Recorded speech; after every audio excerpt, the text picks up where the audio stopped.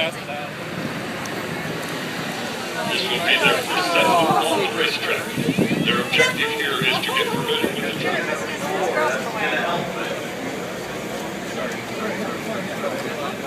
And on the shoreline they come underneath the port of Long Beach. Bridge. Okay, let's cut through here.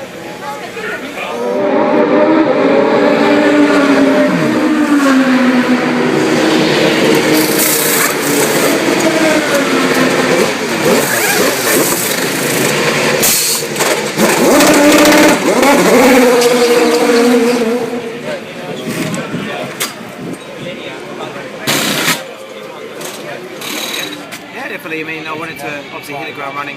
I knew I'd be a little bit, the right word is, but obviously the other guys are 2 races ahead of me. They got a bit of an advantage, but I kind of did my homework coming into this weekend, and I feel good. I'm ready.